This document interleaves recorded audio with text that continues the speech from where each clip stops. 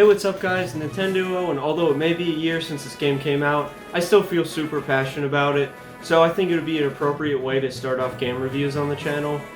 Honestly, I do not count that Kirby Triple Deluxe video to be a complete and finalized game review. I love Kirby, and why not do a month on it? It was awful, and I say it's cool and it's awesome about 50 times in the video. And I didn't even know why I uploaded it to it originally, and it's 17 uninteresting minutes. So I think this is a good way to start off everything. Before I start, I just want to address that each part will be in different segments. The first part being the base game, and then the other two being the Crown Tundra and the Isle of Armor. So if you guys feel free to skip through on which part you want to see, but enjoy guys. If you guys have watched the channel before, you should know I'm a pretty huge Pokemon fan. And anything that Pokemon produces, I'm most likely going to flock to it like a 40-year-old flocks to a new Star Wars movie. The thing I'm trying to bring up here is, I don't really care how bad a review is for a Pokemon game. No matter what, I'm going to pay the $70 for the pre-order and the game itself. Of course, I was going to buy the game to get my favorite water type starter that I have lying around my room in 50 different places. Oh, he's not in the game. Okay, I understand the reviews now. Once I got this game, I went into it with the most clear mind I could, and I liked it until I wanted to form my final team. Besides the Rillaboom I already had, the Pokemon I wanted on my team were Garchomp, Blastoise, Empoleon, and Tyranitar. Shortly after I learned basically all of these were unobtainable for me, even the one I could get was a Shield exclusive, so I would have to bargain with someone to actually get it. This is by far the weakest point of the game for me, and many people can agree with me on that. It's truly disappointing because I can obtain more Pokemon in Pokemon Go than in Sword and Shield.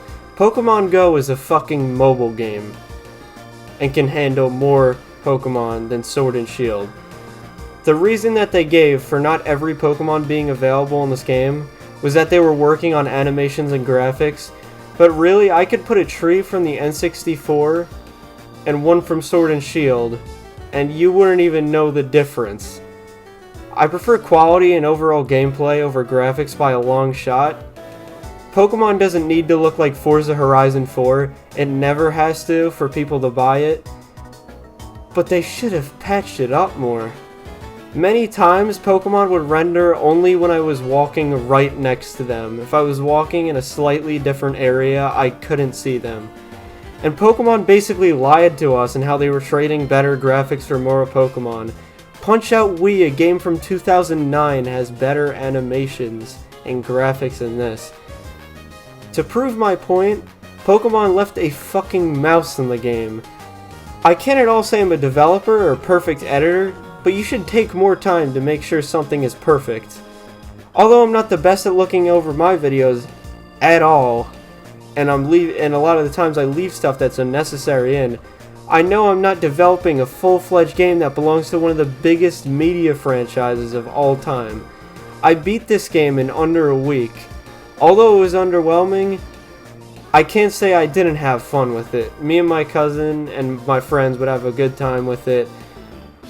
All I could say from this is I really hope the DLCs would clutch it up basically and make it a better game.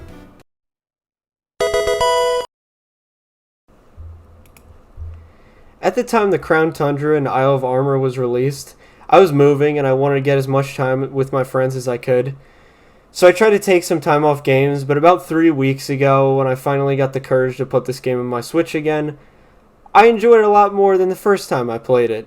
Both DLCs, excellent. Short but sweet, just like Bowser's Fury. I beat them in a day, but I loved them.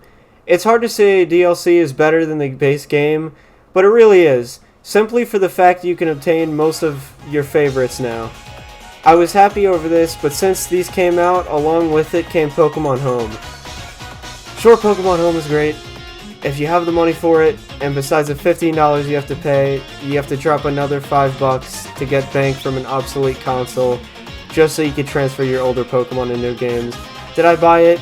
Yeah, of course. What did you think I was gonna do?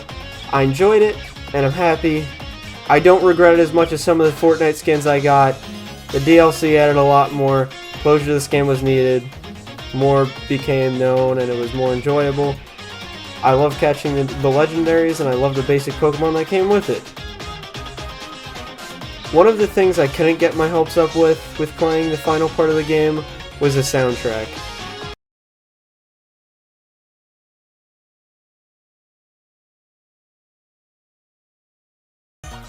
I'm not saying it's bad, but I'm not saying it's good. It feels very generic. A lot of the routes just seem shit to me. In the wild areas, it's just very generic to me. None really are crazy. There's only like 2 good songs in the whole game to me. In comparison to other games like Diamond and Pearl, Heart Gold or Soul Silver, Black and White, it doesn't really hold a candle at all to that. And the music just didn't have a feeling. Something like Bowser's Fury soundtrack that made me want to get up and rake the fucking leaves. It had some good shit in it. It sounded good. It had a feeling to it. Pokemon Sword and Shield's music just didn't sit too much for me, and it wasn't the best out of the whole franchise. It was super lackluster to me. And in terms of Pokemon on the Switch, you would think they would be able to handle a lot more, but you know, in terms of Pokemon and overall just graphics, it didn't. But you know, thank God with the DLC, more Pokemon were added. Not every Pokemon, again, I'm pretty sure there's still 200 missing, but it's good to have fan favorites like Garchomp, Dragonite, Mewtwo. I mean, basically every legendary, excluding the mythical Pokemon, were added.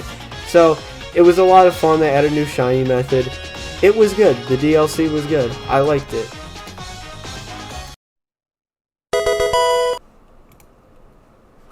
In conclusion, the game is a solid 6 for me. Definitely not the best, but far from as bad as people said it was. The reviews were a little too harsh when I first saw them. I can't say I didn't have fun with it, because it just feels underdeveloped and like something was missing. I think they should have took way more time finishing it. I could have waited a year. I could have waited 2 years. As long as they made it perfect. I feel like they're pumping out a new game every year. That is not bad. But if you're going to pump out something like that when it's supposed to be a big thing, being on the next gen console, new generation, for a game that's usually on a handheld device, it should be a little bit more grand, you know? In comparison to stuff like Zelda or Mario, no matter what it is, they pump out something grand. Breath of the Wild and Odyssey is the first mainline Nintendo games being on the Switch. They were immaculate. They were crazy. I think I've played both of them 3 times maybe, collecting everything I could. If somebody asked me if they should get this game, I would say, no. Now, you know what you should buy? Giant Among Us plush pillow, long strip, 90 to 130 centimeter, big game doll, bed, sleeping pillow with fleece blanket, birthday gift for boy.